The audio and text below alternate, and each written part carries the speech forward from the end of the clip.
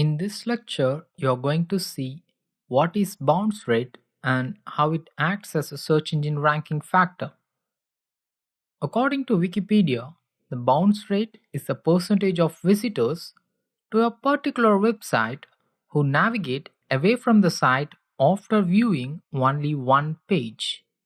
It's so obvious that a rising bounce rate is a sign that your home page or the page which the visitor is visiting from the Google search result is boring, right?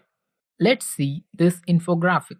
According to this infographic by Kissmetrics, bounce rate is the percentage of single page visits, that is, the visits in which the person left your site from the entrance page.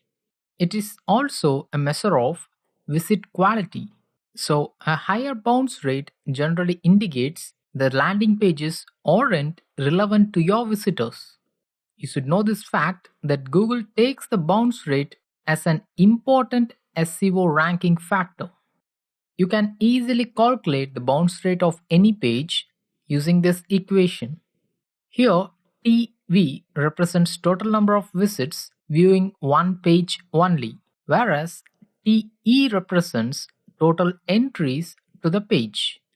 So the ratio of TV to TE represents bounce rate.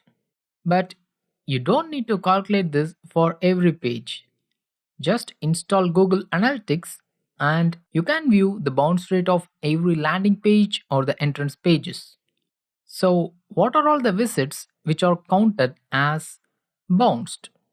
Let's assume that a visitor is visiting your website from a Google search result.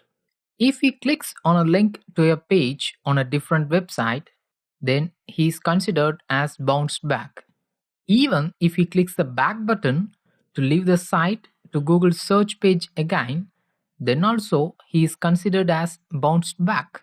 If he closes the window or tab of your website or even the browser altogether, or if he types a new URL from the page of your site, or if the session times out, then in these situations, the visitor is considered as bounced back.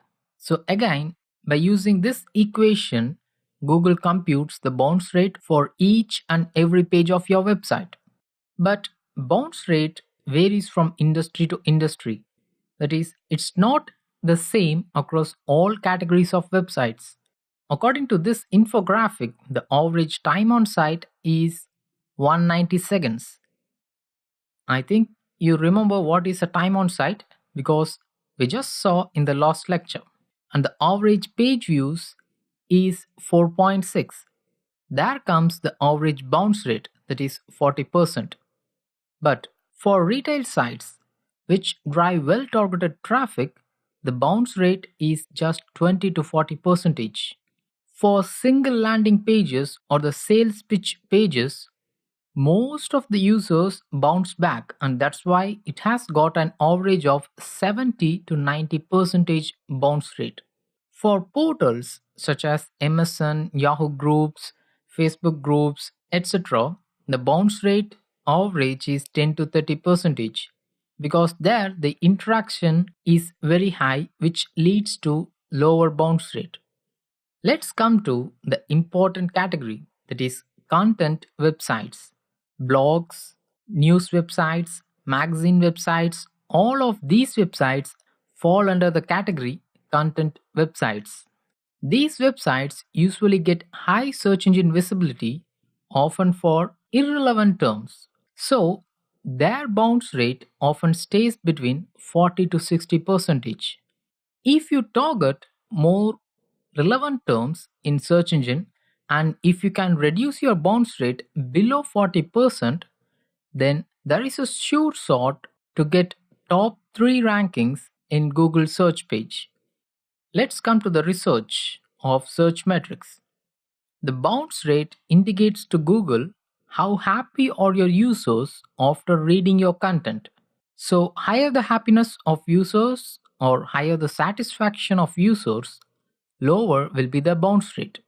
Even if an user reads an entire post and returns back to Google search to research the topic On other sources, that is also considered as bounced back. So you should find all the pages that are having higher bounce rate by using some analytics tools such as Google Analytics, and all those higher bounce rate pages should be removed or reworked entirely. In this graph, you can see that the top 3 search results have an average bounce rate of just 35%, which is not so easy to attain.